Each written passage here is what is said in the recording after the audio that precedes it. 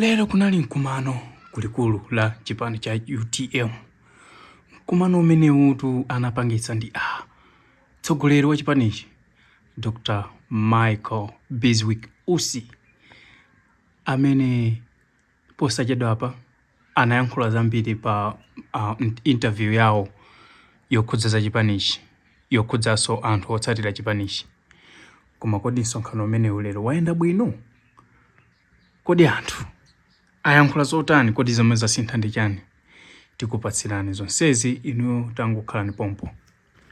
Mneneri wa chipanichi Felix Njawala ati mkumano wawo wa lero unali bwino kwambiri, ndipo iwowa akambirana zoti convention yawo yosankha president wa chipanichi ikupitirira kuchitika pa 17 mwezi uno, ndipo ikukachitikira ku Mzuzu ndithu. Ndipo anena kuti kuonjezera kwa masiku operekera nomination paper mangopangira kuti amene sadakwanitse kupereka mapepala awa akwanitse kutero. Ndi chifukwa chake aonjezera masiku akuti mpaka Lolemba likudzali anthu akhala akupanga za nomination paper amenewa ku chipanichi.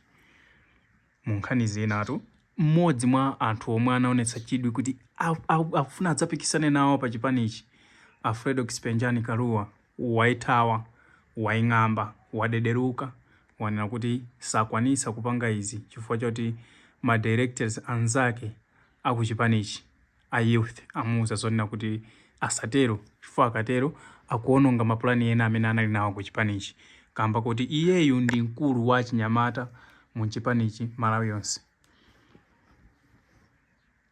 Ausi anali komweko ndipo akambiranaso pa ziwiri zitatu zokhudzana ndi ma nomination fee imene ili 20 million ngati munthu iwe uli wamuna, komanso 10 million ngati munthu uli wamkazi. Nkhani imene inalowaso mbwalo, koma zikuonetsa kuti palibe chimene chasintha. Akuluakulu agwirizana kuti ndalama ikhala yomweyi 20 million. Ndipo msonkhano umene mkumano umene unali waukulu kuchokera pa tsiku lomwe mtsogoleri wakale wa chipanichi Dr. Saulos Klaus Chilima adatisiya mdziko lino. Mwinatu pali zina zimene zili zobisika mchipanichi koma ife sitikudziwa, koma tingothokoza kunena kuti akuluakulu amenewa akambirana, akumana, akhala pamodzi ndi kuonana maso ndi maso. Ukuso kunali kuonana koyamba chimangidwireni amayi Patricia Kaliati wiki angothawa.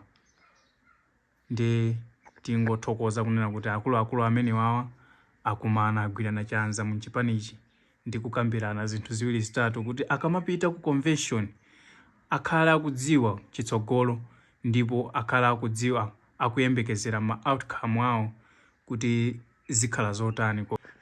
Ndithu ndesi palephera anthu amene ifeyo sitilephera kukupatsirani maganizo a anthu mmene iwo akuganizira, chifukwa tikamangoti tikumangokupatsirani mitu ya nkhani zathu simudziwa kunena kuti kodi azinzano amati chani pa nkhani ngati zimenezi.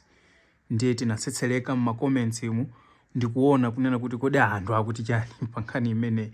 Ndiye zikumveka kuti anthu ma comment awo they are hilarious kwambiri, akukamba zambiri.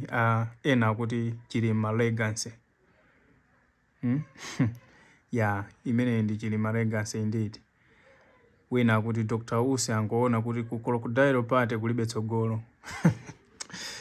Koma anthu eti. Wina akuti Usi wazindikira kuti MCP ikufuna kugwiritsa chikolopa monga momwe idamuchitira Nankhumwa.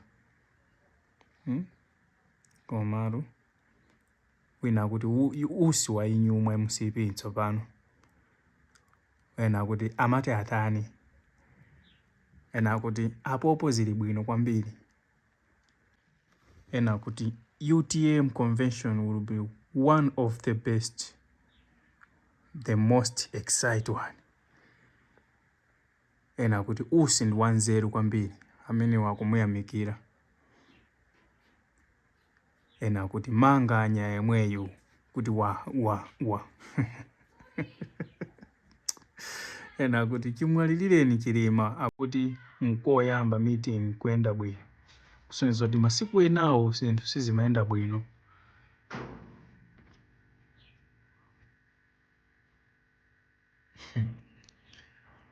Ena kuti inu kaliyati uja osazampweketsa. Ena kuti usi si munthu wamba waiphunzitsa anthu kutsata malamulo.